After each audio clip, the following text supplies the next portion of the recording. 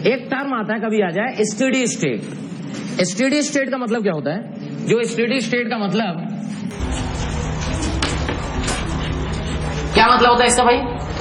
क्या मतलब होता है इसका? अरे फिजिक्स में पढ़ते हैं ना, करंट स्टेडी स्टेट में मतलब क्या, जितना आया और उतना। अगर हम कहे कि बी, ध्यान सुनना, अगर मान लो बोले कि ए से बी से सी है और बी स्टेडी स्टेट में, इसका मतलब क्या, डीबी बाई डी टी का वैल्यू 0। क्यों समझ में आ रहा है भाई? जिस रेट से आया उससे चला गया तो नेट फॉर्मेशन तो 0 ना हो गया। तो इसका मतलब क्या लिख सकते हो, K1A माइनस K2B क्या है, 0 है। वही इक्विलिब्रियम में तो वही होता है। अरे इक्विलिब्रियम में बी का कंसंट्रेशन क्या था, कांस्टेंट हो जाता है। कांस्टेंट मतलब जिस रेट से आया उस रेट से चला गया। ठीक है, तो ये तो समझ में आ गया। अब इसमें ध्यान से अगर अपन थोड़ा ग्राफ की बात करें कि मान लो तुम्हारे पास यहां कंसंट्रेशन है और यहां पे टाइम है। देखो 0 टाइम पे तुम्हारे पास केवल क्या था, A, 0 टाइम पे ये था। तो यहां पे मान लो इसका कंसंट्रेशन क्या है, A0। समझ रहे? अच्छा A0 क्या घट रहा है? A0 घट रहा है एक्सपोनेंशियली। अब ध्यान से अगर देखो K1 का वैल्यू K2 से क्या है, बड़ा है। K1 का वैल्यू क्या है, K2 से बड़ा है। तो अगर K1 का वैल्यू K2 से बड़ा, इसका मतलब क्या हुआ कि B तो बढ़ गया। B बन रहा, पहले B बन रहा है, C नहीं बन रहा, फिर B मैक्सिमम हो गया। अब फिर B धीरे धीरे क्या होगा, घटने लगेगा। और C, या जब B घटेगा तो C तो बढ़ेगा। तो ध्यान सुनना, ध्यान से होता क्या है,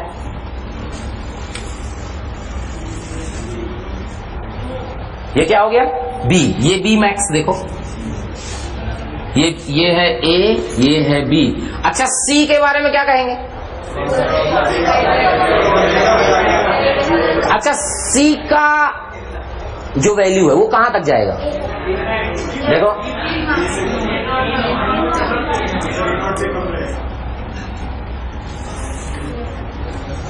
वहां तक पहुंच जाएगा इनफाइनाइट टाइम में। क्यों? इनफाइनाइट में तो B 0 हो रहा है और A तो खत्म ही हो रहा है, तो मैक्सिमम क्या बन रहा है, C। तो C पहुंच जाएगा धीरे धीरे। देखो हाँ, टच थोड़ी ना करेगा, टच को तो A कभी खत्म थोड़ी ना होता है, फर्स्ट ऑर्डर रिएक्शन कभी खत्म होती नहीं। तो मतलब टच वहां पर पहुंच रहा है, टेंड कर रहा है। समझ आ रहा है? अब ध्यान सुनना, एक तो ये आया, ये C है। दूसरा ध्यान से, अगर ऐसा हो, देखना मतलब इसका क्या हुआ, K1 का वैल्यू जो बहुत ज्यादा है, ये तो ठीक था। अब ध्यान सुन, इसमें फर्क क्या आएगा, ध्यान सुनना, कभी इसमें जो है क्वेश्चन फंसा सकता है। यहां तो A है, ये तो खत्म। अब ध्यान से देखो, ये है ना, इसमें क्या होगा कि जो K1 का वैल्यू जो बहुत ज्यादा है उससे फर्क क्या आएगा, अच्छा चेंजेस क्या आएगा, B मैक्स की वैल्यू ज्यादा हो जाएगी और ऊपर हो जाएगी B, क्योंकि K1 बहुत जल्दी B बन रहा है तो मैक्सिमम वैल्यू भी क्या होगी, अपर ऊपर जाएगी। तो ऐसे हो सकता है कि मान लो ऐसे दे दिया कि K1 equal to 2K2, K1 equal to 4K2, K1 equal to 8K2, इनमें से कौन से सही सही ग्राफ है, ये इसका है, ये इसका है, इसका है। तो जैसे जैसे K1 की वैल्यू बढ़ेगी B मैक्स का जो पीक होगा ऊपर जाएगा। समझ आ रहा है? यानी इसमें जो होगा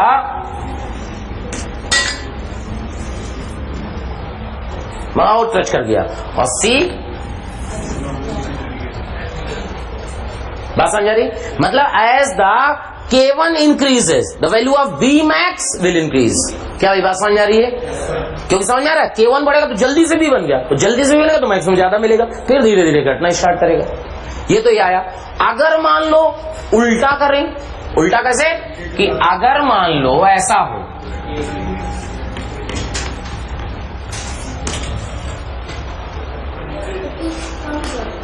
जल्दबाजी नहीं, इसका मतलब क्या हुआ, इसका मतलब ये हुआ कि यार जो B है वो बहुत कम बनेगा, B क्या है, बहुत कम बनेगा। और C मतलब ऐसा समझो कि जैसे B बना खट से C, मतलब B को मौका ही नहीं मिला मैक्सिमाइज होने का, ये तो मतलब हुआ। तो देखो A तो अपना वही है, A में तो कोई दिक्कत नहीं, ए तो यही है, घट रहा है आराम से मस्ती में, ठीक ठीक। ध्यान देना, अब बी का मतलब समझना, बी का बी जो होगा ना एकदम धीमे धीमे, जैसे बना सी और सी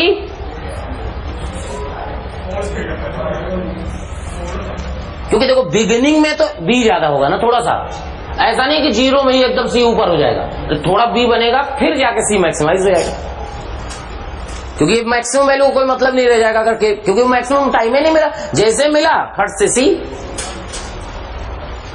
हाँ एक मिनट, हाँ क्या करें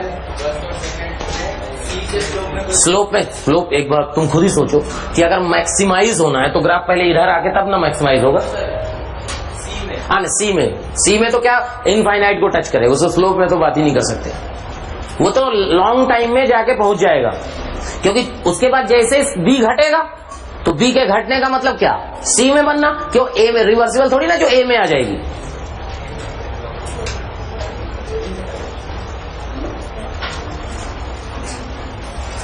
तो ये आ गया अपना ग्राफ कि भाई यहां ग्राफ से समझ में आ रहा है। अब अपन जितने भी अभी तक बात किए ना उनमें रेट कांस्टेंट में कंसंट्रेशन ही मैक्सिमम आया, ठीक है भाई, clear.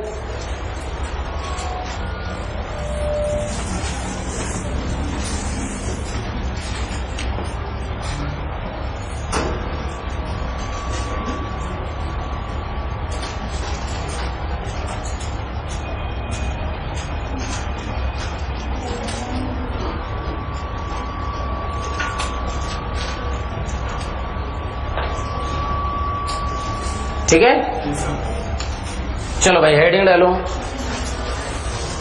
Different types of first order chemical reaction, different types of first order chemical reaction.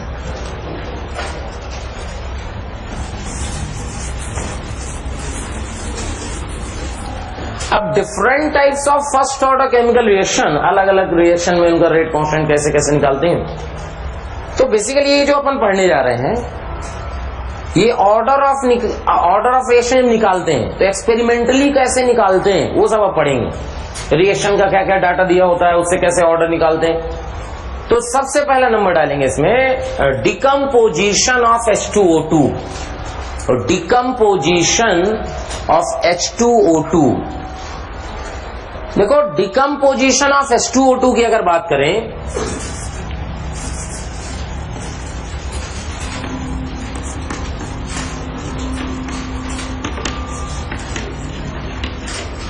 Decomposition of H2O होता क्या है, जो H2O2 होता है ये ब्रेक करता है H2O प्लस हाफ O2 में।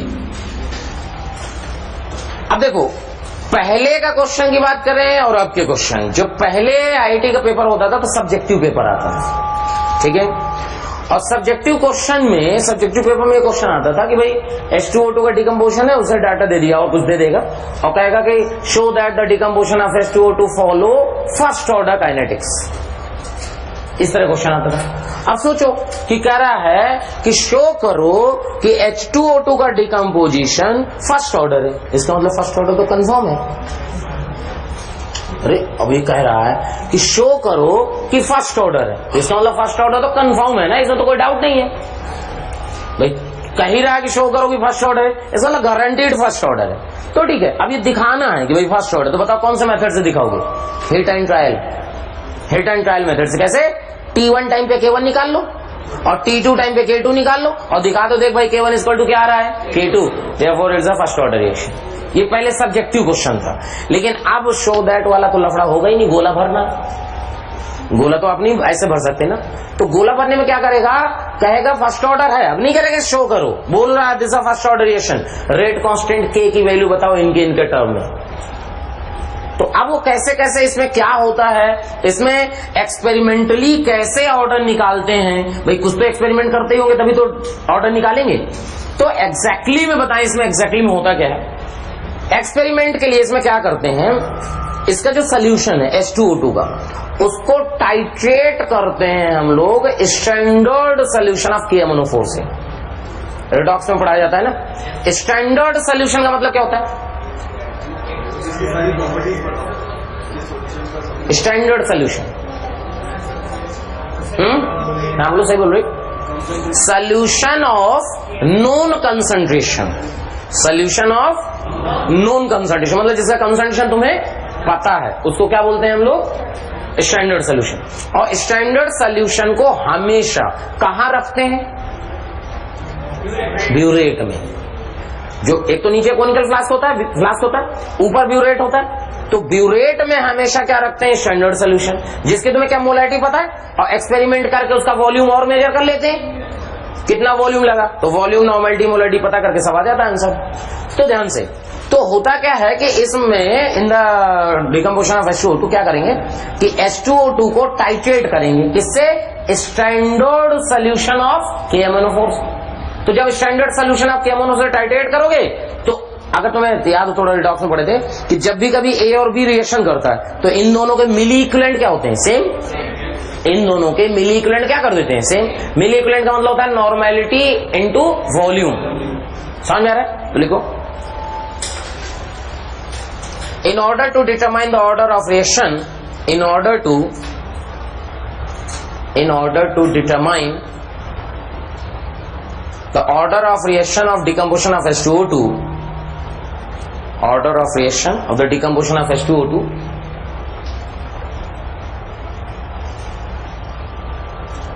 the H2O2 solution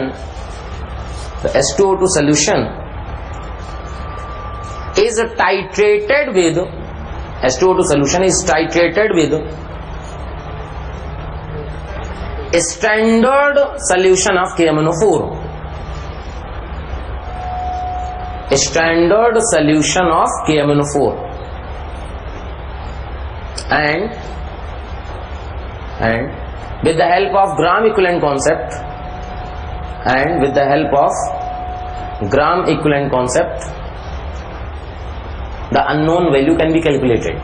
तो बेसिकली होता क्या है, देखो अपन कहेंगे कि जब the unknown value can be calculated, तो कहेंगे अपन कि milli equivalent of H2O2 equal to milli equivalent of KMnO4। अभी थोड़ा समझना फिर आएगा समझ में, ध्यान से। Milli equivalent of H2O2 equal to milli equivalent of KMnO4। अब मिली इक्विवेलेंट ऑफ H2O2 क्या, मान लो H2O2 की नॉर्मेलिटी क्या है N1, वॉल्यूम क्या है V1, और इसकी नॉर्मेलिटी है मान लो N2 और वॉल्यूम क्या है V2। अब ध्यान से, जो हम फ्लास्क में ले रहे हैं, फ्लास्क में क्या ले H2O2, अब इसका वॉल्यूम तो कांस्टेंट, ये थोड़ी ना चेंज कर रहा है, क्योंकि ध्यान सुनो, ये जो है ये तो कांस्टेंट है, H2O2 का वॉल्यूम कांस्टेंट है। क्यों? H2O2 ज्यादा वाटर में चेंज हो रहा, तो है तो लिक्विड ही में ना, तो H2O2 लिक्विड का वॉल्यूम थोड़ी ना चेंज हो रहा। हाँ, नॉर्मेलिटी जरूर चेंज हो रही। क्यों चेंज हो रही? क्योंकि धीरे धीरे जब डिकम्पोज करेगा तो इसके मोल्स तो घटेंगे, और मोल्स घटेंगे तो नॉर्मेलिटी मोलैरिटी चेंज हो जाएगी। तो ये तो चेंज कर रहा है N1, वॉल्यूम कांस्टेंट है। अच्छा, इसका क्या कांस्टेंट है? क्या कांस्टेंट है? N2। ये कांस्टेंट है। क्यों कांस्टेंट है बोलो? क्योंकि सोल्यूशन क्या है? स्टैंडर्ड। अब स्टैंडर्ड है तो मोलैरिटी कांस्टेंट है, मोलैरिटी है तो नॉर्मेलिटी कांस्टेंट है। यानी देखो हो क्या रहा है, सुनना, लॉजिक लगाओ कि नीचे H2O2 है, धीरे धीरे डिकम्पोज कर रहा है, तो जो H2O2 बचेगा उसी से तो रिएक्शन KMnO4 करेगा ब्यूरेट वाला। तो जब H2O2 का मोल घट रहा है तो वॉल्यूम भी तो कम लगेगा। क्यों? तो नॉर्मेलिटी तो कांस्टेंट है। यानी कहने का मतलब ये कि इसके हेल्प से हम ये लिख सकते हैं कि जो कंसंट्रेशन ऑफ H2O2 है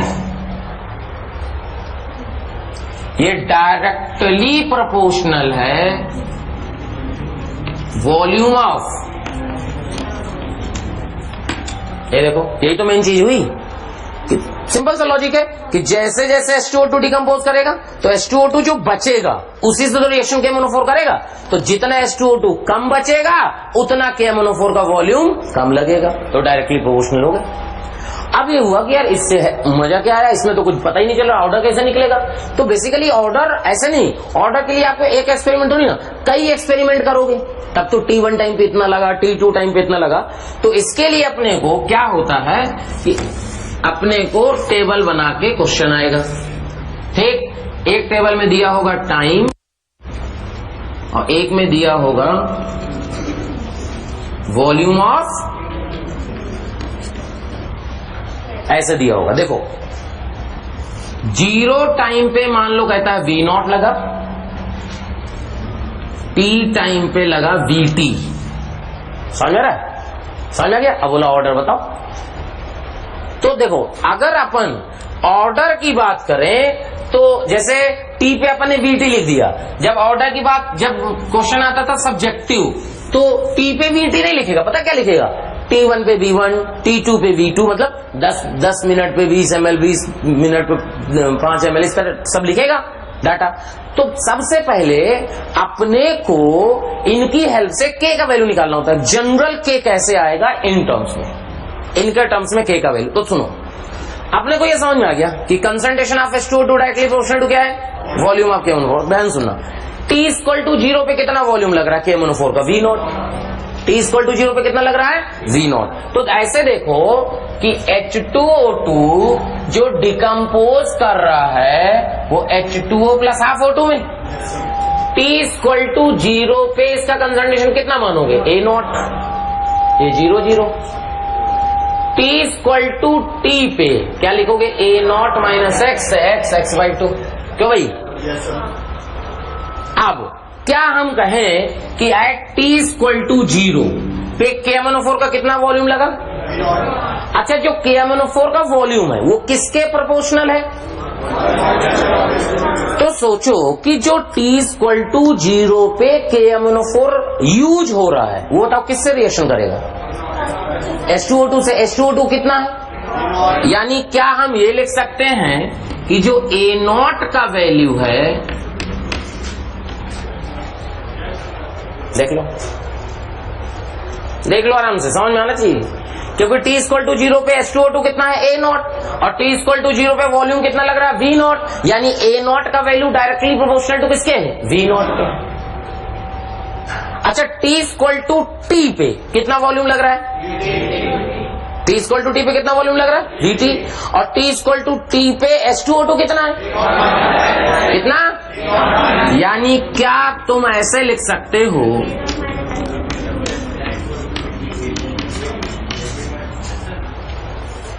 देखो क्लियर, अगर इनको डिवाइड कर दें तो A0/A0 - x का वैल्यू क्या लिखोगे?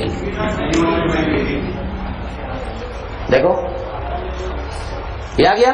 तो अगर अपन फर्स्ट ऑर्डर का फॉर्मूला बनाए कि आज जो K का वैल्यू होगा 2.303/T log A0/A0 - x ही ना होता है, तो यहां से जो K का वैल्यू आएगा 2.303/T log कितना लिखोगे? V0/, ये देखो। अब जो बता रहे थे कि पहले जो क्वेश्चन आता था सब्जेक्टिव कि show that the decomposition of H2O2 follow first order, तो समझ में आ रहा है अब क्या करना है? मान लो आपने T1 टाइम पे तुम्हें वॉल्यूम दिया है, T1 टाइम पे, तो T1 रखो यहां और वॉल्यूम रखो यहां V1, तो क्या K1 निकल आया। फिर T2 टाइम यहां रखोगे और यहाँ T2 टाइम पे वॉल्यूम V2 रख दोगे तो K2 आ जाएगा, और दिखा दो कि देख भाई K1 का वैल्यू क्या आ रहा है? K2 के बराबर, therefore it is the first order reaction. लेकिन अब ये नहीं आएगा, अब नहीं। अब क्वेश्चन कैसे आएगा? क्वेश्चन ये तुम्हें इन्फॉर्मेशन दे भाई ऐसा है, अब कहेगा the rate constant K is given as, ये मतलब अब क्या आएगा? फॉर्मूला डिराइव करने को आएगा, क्योंकि अब वो तो शो दैट वाला तो आएगा ही नहीं। हाँ, उसमें आ सकता है तुम्हारे सीबीएसई में, तो सीबीएसई में समझ आ रहा है। ये जो T पे VT दिया है ना, उसके लिए क्या कहेगा? 0 पे 50 ml, 20 पे 30 ml, 40 पे 20 ml, ऐसे वैल्यू देगा। तो यानी तुम्हें क्या पता है? T1 पे V1, T2 पे V2, T3 पे V3 सब रख दो, तो उससे क्या आ जाएगा? T1 टाइम पे K1 आ गया, T2 टाइम पे K2 आ गया, और दिखा दो कि भाई K1 का वैल्यू K2 के बराबर आ रहा है, therefore it is the first order. खत्म। क्या बात समझ में आ रही है? देख लो, नोट करो जल्दी से। अब देखो इसमें क्वेश्चन कैसे बनता है, ध्यान देना। देखो क्वेश्चन बोला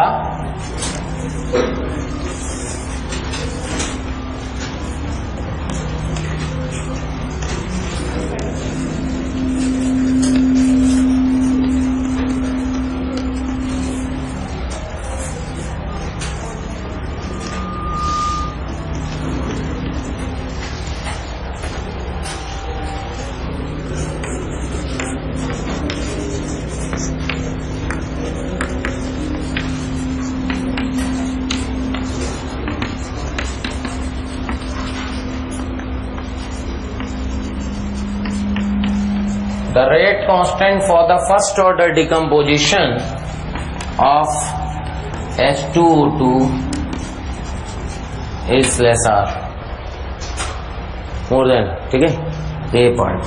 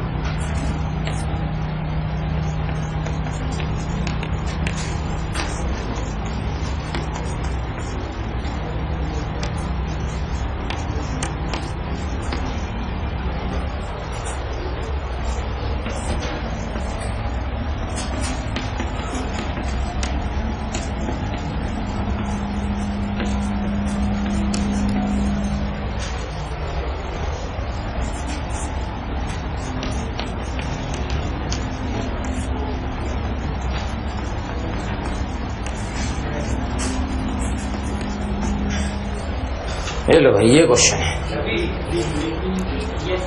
देख लो, जल्दबाजी नहीं, बस ऐसे क्वेश्चन आते हैं एग्जाम में। ये इंफॉर्मेशन है, कह रहा T1 पे B1 लगा, T2 पे B2 लगा, 0 पे कितना लगा कोई इंफॉर्मेशन नहीं है। कह रहा the rate constant for the first order decomposition of H2O2 is R, देख लो क्या भाई, देख लो कितने लोग करें ए, आराम पहले क्वेश्चन नोट कर लो, नहीं तो अबे तो उनका है ना A1 A2 वालों का, A2 A3 का हुआ था ना सब A2 A3 में। तो चलो कोई बात नहीं, तो इसका सोल्यूशन की बात करें तो देखो बात जरा समझो, देखो H2O2 डिकम्पोज करेगा, तो H2O2 जब डिकम्पोज करेगा तो H2O प्लस हाफ O2 में डिकम्पोज किया। ध्यान से सुनना, T इक्वल टू 0 पे इसका कंसंट्रेशन कितना है A0, T इक्वल टू 0 पे अपने पास कोई इंफॉर्मेशन नहीं है, चलो कोई बात नहीं। T इक्वल टू T1 पे मान लो इसका आ गया A0 minus X1, T equal to T2 पे A0 माइनस X2, समझ आ रहा है, ऐसा ही होगा। तो अब देखो T इक्वल टू T1 पे कितना वॉल्यूम लग रहा है, तो बताओ ये V1 किसके प्रोपोर्शनल है, A0 माइनस X1, यानी T इक्वल टू T1 पे अपन लिखेंगे कि जो A0 माइनस X1 है ये डायरेक्टली प्रोपोर्शनल टू V1। पहले बताओ बात समझ भाई, जो जिस टाइम पे जो वॉल्यूम लग रहा है वो उस टाइम पे कंसंट्रेशन के प्रोपोर्शनल है, या क्या। इस तरह T इक्वल टू T2 पे A0 माइनस X2 की वैल्यू। अब एक बात कॉमन सेंस की बात करते हैं, जब तुम T इक्वल टू T1 पे पहुंचे जहां एक्सपेरिमेंट हो रहा था, जब T इक्वल टू T1 पे पहुंचे तो H2O2 का कंसंट्रेशन कितना था, A0 माइनस। अच्छा तुमको क्या फील आया होगा कि कितना कंसंट्रेशन इसका, क्या कितना रहा होगा, अभी इतना है, तुम्हें लगा तो यही है यार। एक बात बताओ, तुम्हें क्या पता कितने टाइम से एक्सपेरिमेंट चल रहा है, तुम्हें तो कहा क्या भाई चलो जाओ H2O2 का एक्सपेरिमेंट चल रहा है, जरा देख के आओ क्या चल रहा है, तो तुम गए, उनका अच्छा H2O2 का तो A0 माइनस X1 है, T1 टाइम पे थोड़ी देर खड़े रहे, टाइम T2 हो गया, T2 टाइम पे कितना हो गया A0 माइनस X2। अच्छा तो तुम्हारी समझ में इनिशियल कंसंट्रेशन क्या हुआ, सोच के देखो। अरे जब तुम देखे तभी ना, जब जागे तब सवेरा, तो इसका मतलब क्या हुआ, A0 माइनस X1 तुम्हारे लिए क्या है, इनिशियल कंसंट्रेशन, और A0 minus X2 final concentration. अच्छा तुम्हें लगा कितना टाइम एक्सपेरिमेंट चला, तुम्हारी समझ में कितना टाइम चला, कितना T2 माइनस T1 टाइम तक एक्सपेरिमेंट चला। तो क्या तुमसे कहा गया कि यार एक काम करो, तुम फर्स्ट ऑर्डर का फॉर्मूला बनाओ, तो फर्स्ट ऑर्डर का फॉर्मूला बताओ कैसे बनाओगे, क्या लिखोगे, K का वैल्यू 2.303 बाई कितना रखोगे बोलो भाई, T2 माइनस T1 लॉग क्या रखोगे, A0 minus x1 by A0 minus. पहले बताओ बात समझ में आई कि नहीं? भाई तुम्हें थोड़ी ना पता था कितना था, तुम्हें तो लगा कि यार A0 माइनस x1 इनिशियल है और A0 माइनस x2 फाइनल है, तो फार्मूले में तुमने ये रखा। तो क्या यहां से जो k का वैल्यू आ जाएगा वो 2.303 by T2 minus T1 log,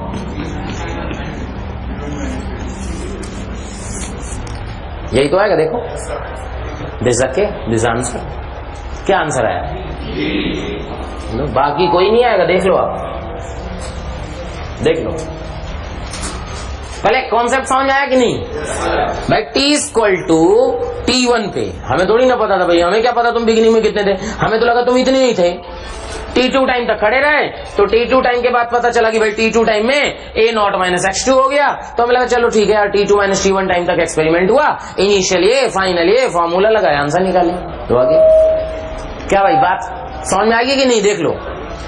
और इसी कॉन्सेप्ट को आईआईटी वालों ने यूज करके एक क्वेश्चन और पूछ लिया, सेम कॉन्सेप्ट को।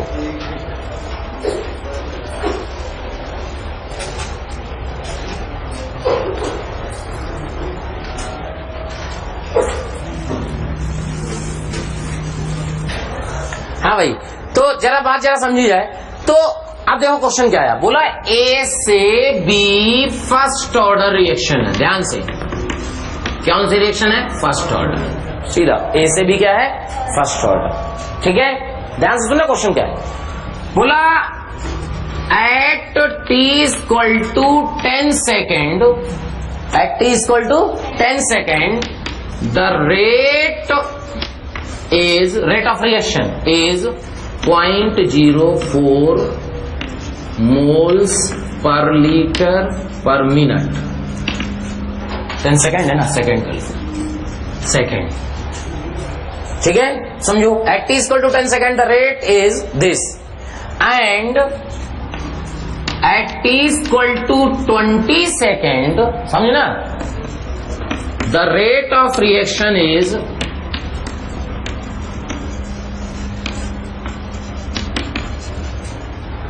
समझ में गया? मतलब टी इक्वल टू 10 सेकेंड पे रेट इतना, टी इक्वल टू 20 सेकेंड पे इतना। बोला फाइन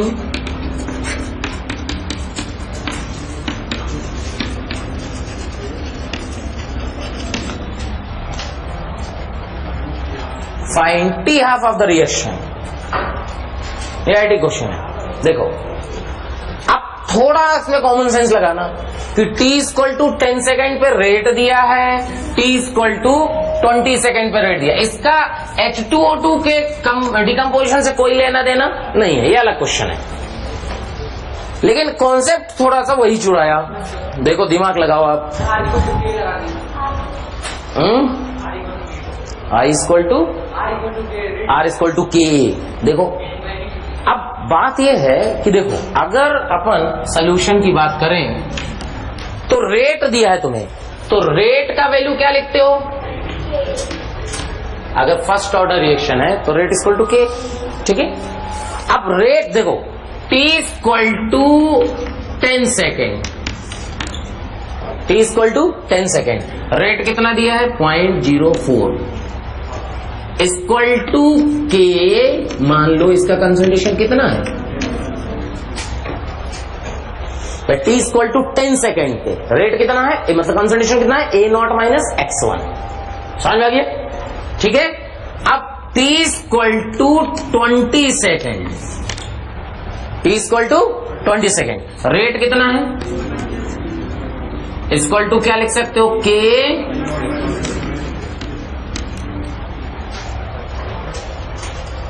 समझ में रहा? इनको क्या करो? डिवाइड कर दो। जब डिवाइड करोगे तो यहां क्या आ जाएगा?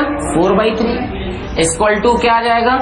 A0 minus x1 by A0 minus x2। अच्छा सोच के देखो, जब तुम t इक्वल टू 10 सेकेंड में पहुंचे कंटेनर के पास तो तुम्हारे लिए इनिशियल क्या हो गया और फाइनल कितना हो गया? और टाइम कितना हो गया, टाइम का गैप कितना हुआ, यानी टाइम हो गया 10 सेकेंड। यानी क्या तुम फॉर्मूला लगा सकते हो कि k का वैल्यू 2.303 बाई कितना, कैसे लिखोगे 20 minus 10 log a0 minus x1 by a0 minus x2।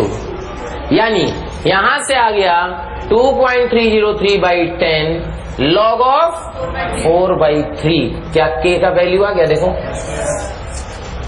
k आ गया। और जब k आ गया तो t हाफ क्या लिख दोगे 0.693 बाई, आंसर आ गया। देखो बोलो क्या है उसी कॉन्सेप्ट को, देखो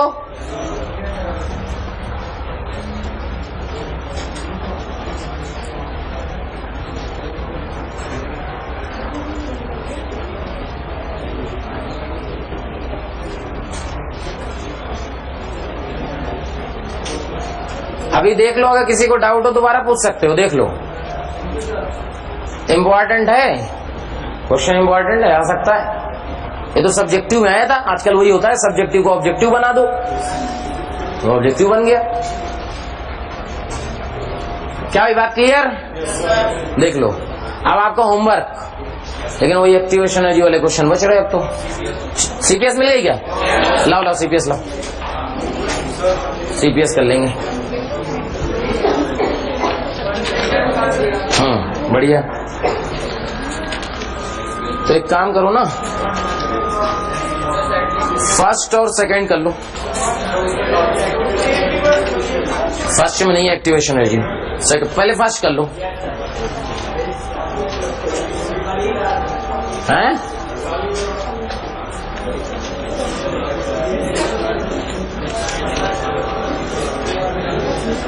ठीक है, केवल फर्स्ट सीपीएस फर्स्ट बस।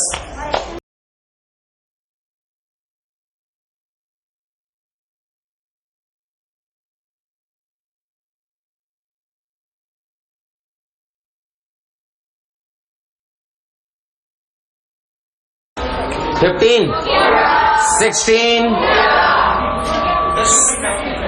15 डाउट है। देखो करा first order reaction is 20% complete in 10 minute. देखो फर्स्ट ऑर्डर रिएक्शन 20% कंप्लीट हो रही है 10 मिनट्स में, इससे तुरंत के निकल आया। समझ आ रहा कैसे के कैसे निकला? देखो के का वैल्यू 2.303 बाई 10 दिख तो रहा है। देखो भाई बात ये है, नहीं आ रही आवाज तो तुम लोग शांत रहना, आती रहेगी जाती रहेगी, कोई दिक्कत नहीं। अपन थोड़ा अपना वॉल्यूम बढ़ा देंगे, कोई दिक्कत नहीं। देखो कह रहा है कि 10 मिनट में 20% कंप्लीट होती है। अगर 20% कंप्लीट होती है यानी 80% बच गई। कभी भी परसेंटेज में आए ना तो समझ लो बिगिनिंग मान लो 100, बिगिनिंग क्या मान लो 100, सीधे कह रहा है 20% कंप्लीट होती है तो बिगिनिंग हो गया 100, 20% कंप्लीट हुई तो रिमेनिंग क्या हो गया 80। क्या के निकल आया? बात समझना, के आ गया। अब इसमें कह रहा है हाँ स्पेसिफिक रेट कांस्टेंट। अब एक बात जरा समझना, ये अपन रेडियो एक्टिविटी में पढ़ते हैं, स्पेसिफिक रेट कांस्टेंट होता क्या है, ध्यान सुनना। बेसिकली जैसे आर का वैल्यू लिखते हैं के ए, क्या ये लिखते हैं? अब ध्यान से, तो स्पेसिफिक रेट एक होता है स्पेसिफिक रेट, एक होता है स्पेसिफिक रेट कांस्टेंट। ध्यान से, इफ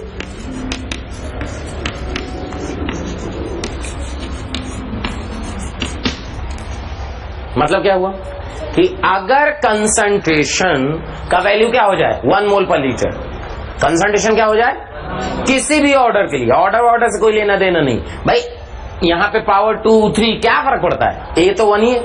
तो आर का वैल्यू क्या के बराबर हो जाएगा, बोलो। तो इसको बोलेंगे स्पेसिफिक रेट। क्या हो गया ये, और ये क्या हो गया स्पेसिफिक रेट। समझ में आ गया? इसका मतलब कोई नहीं, रेट स्पेसिफिक रेट कांस्टेंट का मतलब रेट कांस्टेंट। और स्पेसिफिक रेट का मतलब भी रेट कांस्टेंट, तो कहता है स्पेसिफिक रेट निकालो, इसका मतलब रेट कांस्टेंट ही तो है। तो बेसिकली स्पेसिफिक रेट को कैसे डिफाइन करते हैं? The rate of reaction at unit concentration of the reactant. देखो अगर यूनिट कंसंट्रेशन हो तो जो रेट होगा उसका नाम होगा स्पेसिफिक रेट, और स्पेसिफिक रेट की वैल्यू किसके बराबर? रेट कांस्टेंट के बराबर। देखो समझ आया? तो के निकल आया, क्योंकि पहला जो निकाले वो पहला आंसर हो गया। दूसरे में कह रहा है the time taken for the reaction go to 75% completion. तो देखो सुनो 75% कंप्लीशन, तो देखो 25 बचेगा, तो टी का वैल्यू लिख दो 2.303 बाई के। टी निकालना है, के पता है log 100 बाई, क्या के पहले निकाल चुके हो? वोट कर दो, टी आ गई। क्या ये बात सबको समझ में आ गई? चलिए क्वेश्चन नंबर 16 ये कर चुके पहले ही। 17 18 डाउट है, देखो 18 क्वेश्चन नंबर 18 में क्या कह रहा है? A drug is known to be ineffective after it has decomposed 30%। इसका मतलब क्या हुआ? करा कोई ड्रग है वो इनइफेक्टिव तब होता है जब 30% क्या होता है? डिकम्पोज। सिंपल सा लॉजिक ये है कि यार जिसे ऐसे सुनो, जैसे मेडिसिन होती है, मेडिसिन तो उसमें एक्सपायरी डेट लिखी रहती है, तो मेडिसिन के एक्सपायरी डेट का मतलब क्या होता है? ऐसे सोचो कि कहते हैं मेडिसिन एक्सपायर कर गई, लेकिन मेडिसिन तो वही है भाई। जो टेबलेट है तो टेबलेट एक्सपायर करने का मतलब थोड़ी होता कि टेबलेट खत्म हो गई, उसका इफेक्ट खत्म हो गया। क्यों खत्म हो गया? क्योंकि अगर मेडिसिन को आप देखो, अबे तो है तो कैल्शियम कार्बोनेट ही, जो मेडिसिन है बेसिकली यही तो है, लेकिन उसमें कुछ ड्रग होते हैं जो बॉडी पे इफेक्ट करते हैं। तो जो ड्रग है ना वो धीरे धीरे क्या होता है? अपने दूसरे फॉर्म में कन्वर्ट होता है। जैसे कहते हैं ना कि यार एक्सपायरी वाली दवा खा लिए, बीमार हो गए, मरा गए, बहुत सारी चीजें ना। तो बेसिकली उसका रीजन क्या होता है कि भाई अगर मान लो कोई एक्सपायर कर गया एक्सपायरी डेट की दवा खा के, तो उसका रीजन होता है, बहुत सारा हो जाता है। कभी कभी वो फपोले पड़ जाते हैं, फिर को ना वो बहुत सारा चक्कर है उसमें। तो होता क्या एग्जैक्टली में कि जैसे मान लो कोई ड्रग है वो बी ड्रग में कन्वर्ट हो गया, और ये जो बी ड्रग जो कन्वर्ट हो गया ये पॉइजनस है। कोई जरूरी नहीं कि हर ड्रग में ऐसा हो कि एक्सपायरी का मतलब ये नहीं है कि एक्सपायरी का मतलब आपकी बॉडी को इफेक्ट करे ही। भाई हाँ ये हो सकता है कि बुखार की दवा है, खाने से बुखार उतरा ही नहीं, तो इस तरह तो इफेक्ट खत्म हो गया। लेकिन कोई आपको नुकसान हो ये गारंटी कब होगी? जब आपको पता होगी जो बी बना ना वो पॉइजनस है, वो पता नहीं होता।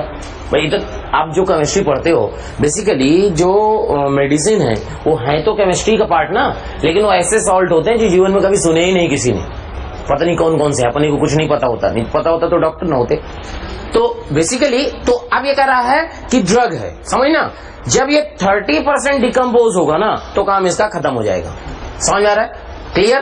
तो 30% खत्म होने का मतलब 70% बचेगा। अब क्वेश्चन में लिखा है कि when analyzed 20 months later, 20 महीने के बाद इसकी कहानी समझी गई, the concentration was found to be 420 unit. समझो करा है कि बिगिनिंग में क्या था 500, जब 20 महीने के बाद देखा गया तो इसमें देखा गया कि 420 यूनिट बच गया। तो ये फार्मूला लगा के निकाल लो सीधे। देखो कैसे? के का वैल्यू 2.303 बाई 20, बोलो के आ गया। देखो सीधे के आ गया कि भाई 20 महीने के बाद के की वैल्यू आ गई। अब ये कह रहा है what will be the expiry time. तो एक्सपायरी टाइम का मतलब निकालना है, तो भाई टाइम कितने टाइम में एक्सपायर कर जाएगा। तो अब जो टी का वैल्यू होगा वो होगा 2.303 बाई के लॉग। देखो भाई जितने टाइम में 30% डिकम्पोज कर गया यानी 70% बच गया। अब के तुम पहले निकाल चुके हो, के का वैल्यू तो वही रहेगा, तो के का वैल्यू यहां रख के टी निकाल लो, आंसर है। क्या भाई बात समझ आ गई? क्लियर है? देख लो समझ आ गया। चलो 19 सेम क्वेश्चन है वो 18 जैसा, आप पढ़ो। 18 पढ़ लिए, अब 19 देखो क्या लिखा है। A viral preparation was inactivated in a chemical bath The inactivation process was found to be first order in virus condition. At the beginning of the experiment, 2% of the virus was found to be inactivated per minute. करा 2% inactivate होता है कितने time में? 1 minute में. लो formula लगाओ answer. भाई के निकालना है ना, तो के का मतलब क्या हो गया? 19. के का मतलब हो गया 2.303 by 1 minute log 100 by law answer.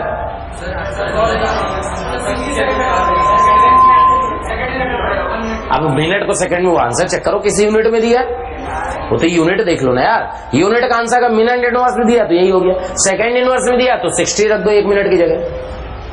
समझ आ गई बात?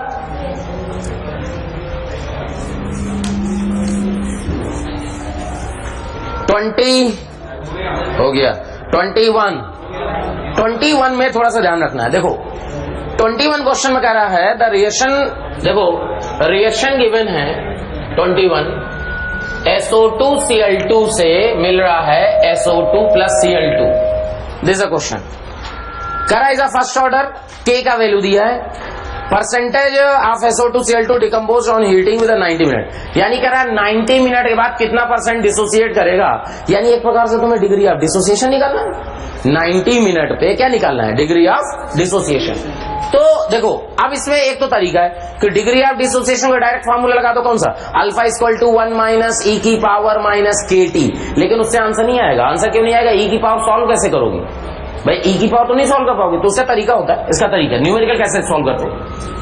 के का value 2.303 by T log A0 by A0 minus x. क्या यही तो है? समझ रहे?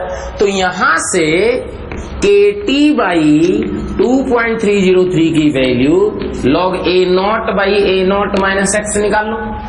तो जब इसकी वैल्यू निकालोगे हमेशा ऐसे ही, जब भी कभी न्यूमेरिकल आएगा डिग्री ऑफ डिसोसिएशन का ऐसा ही सॉल्व करोगे तभी आंसर आएगा. KT बाई 2.303 की वैल्यू निकाल लो. तो KT बाई 2.303 की कोई वैल्यू निकाला है? 0 कितनी आती है? 1.05 आती है शायद ना. हाँ, तो इसकी वैल्यू आएगी 0.051 equal to log A0 by A0 minus X. अब देखो अब बात यह है कि यार इसको सॉल्व करना. अब इसको कहते हैं एंटी लॉग लेना. मान लो अपने को A0 by A0 minus x की वैल्यू निकालना है. इसका मतलब होता है इसको बोलते हैं इसका एंटी लॉग लो. तो लॉग आता नहीं, एंटी लॉग कहां से आएगा? बात यह है कि लॉग तो देखना नहीं आता ना. पहले की जो एजुकेशन सिस्टम था बहुत अच्छा था, उसमें लॉग वॉग 9th में सिखा देते थे. अब तो सिखाते ही नहीं. तो लॉग और एंटी लॉग, तो देखो तरीका होता है कि या तो एंटी लॉग का वैल्यू दिया हो या फिर ऐसा जो एग्जाम में अगर क्वेश्चन आएगा अगर लॉग टेबल दिया है तो बहुत बढ़िया, तो देख के रख लोगे. लेकिन अगर लॉग टेबल तुम्हारे पास नहीं है, मान लो लॉग टेबल नहीं है, ठीक है, तो इसका सोचो कि यार ये लॉग ऐसा जो जेई में क्वेश्चन आएगा अगर, तो ये ऐसी वैल्यू आएगी जिसका तुम्हें पता होगा कि ये इस लॉग का वैल्यू है. समझ आ रहा है? वो पता होगा. ठीक, मान लो यहाँ पे सपोज यहाँ पे सॉल्व करके आ जाता माइनस 0.4771. सपोज सॉल्व करते तो ये क्या हो जाता? लॉग 3 लॉग गायब. देखो इस तरह आएगा. तो इसकी जो वैल्यू होती है वो लगभग 1.12. हाँ वही मतलब लगभग इसकी लॉग 1.1. आपको कैसे पता? हमें तो इसलिए पता हर साल निकालते ना, बट तुम्हें नहीं पता चलेगी. इसलिए ऐसा कुछ है जो अगर आईआईटी में क्वेश्चन आता है और लॉग टेबल नहीं दिया तो यहाँ पे ऐसा कुछ आएगा जिसका तुम्हें पता होगी कि अच्छा लॉग 2 की वैल्यू है, लॉग 3 की वैल्यू है, लॉग 5 की वैल्यू है. तो बहुत आसान हो जाएगा. नहीं पता तो अभी देख लो भाई ये आ गया. अब इक्वल टू लिख दिए log A0 by A0 minus x. Clear? यहां से लॉग गायब. 1.12 का वैल्यू A0 बाई A लिख दो. ये A ही तो है. A मतलब क्या होता है? बचा हुआ. तो इसको देखो ऐसे लिख दो A बाई A0 का वैल्यू आ गया 1/1. 100 से मल्टीप्लाई कर दो. 100 से क्या करो? दोनों साइड मल्टीप्लाई कर लो. तो 100 से दोनों साइड मल्टीप्लाई जब किए तो ये वैल्यू तुम्हें क्या देगा? Percentage remaining. This is percentage remaining.